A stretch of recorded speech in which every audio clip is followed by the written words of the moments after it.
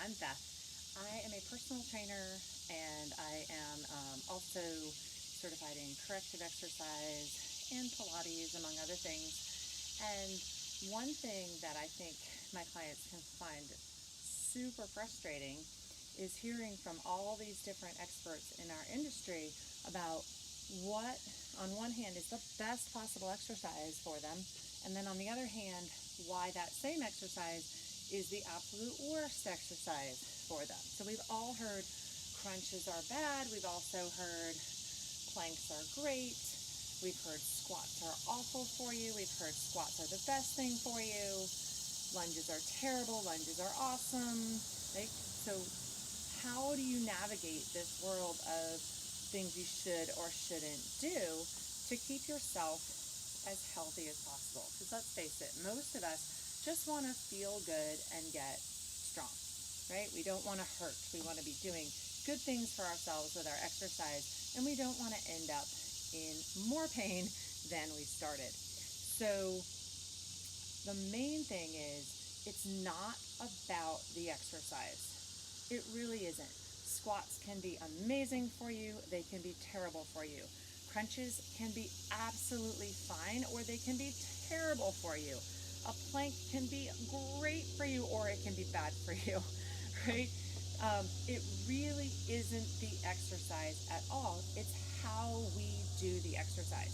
What's most important is your alignment.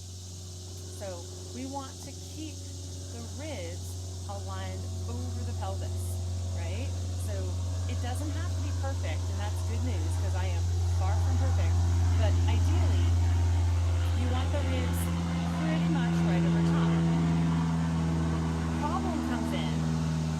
Most of us are kind of going back and forth between two different postures. One that's sort of slouchy, right? We kind of get in this slouchy posture throughout the day, maybe sitting at a desk, and then we go, oh my gosh, I shouldn't be hunched over, and we do the opposite, right? We throw our shoulders back, we tighten up our back, we tighten up our core, we tighten up our butt, right? And this is where we stand. The problem is this position creates a lot of tension and compression on the spine. I just made myself shorter, right, by lifting up the chest. This is how most of us learned to quote unquote stand up tall. If I keep this amount of tightness in my back, in my hips, in my abs while I'm exercising, I'm going to be compressing those vertebrae together.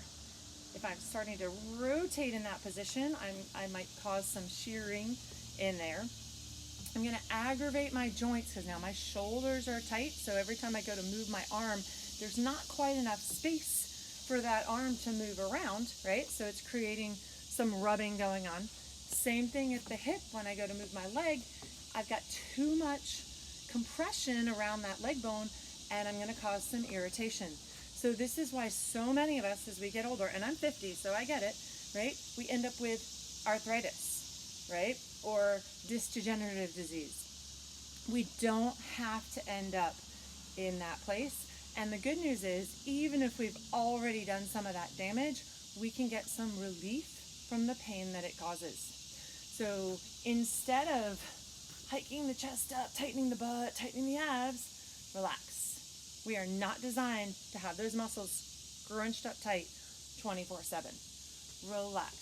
Let the pelvis fall where it wants to, and instead of being hiked up here and pinching in the back, right, kind of leaning back, place the ribs as best as you're able to right on top. And then a lot of times that head wants to jut forward, so we're going to try to bring that on top as well. This takes some getting used to. When I first kind of realigned myself, it felt constantly like I was looking down, right? But now the tension is gone. You breathe better. You're breathing three-dimensionally in this whole column all the way down to your pelvic floor. You're allowing that diaphragm to do its job. You're expanding your rib cage, and you can literally feel yourself lengthening and decompressing every time you take a breath. So the good news is you can do this and keep this alignment when you're doing a push-up, when you're doing a sit-up, when you're doing a squat, when you're doing a lunge, when you're running, when you're jumping, when you're hiking, when you're kayaking, when you're rowing, when you're swimming. Get the idea? When you're doing a kettlebell swing. There's no exercise that's off limits. It's about getting your alignment in the right place so that you can breathe well, because this is where the priority is for your brain, right? Brain wants you to breathe well. And then add everything on. Enjoy.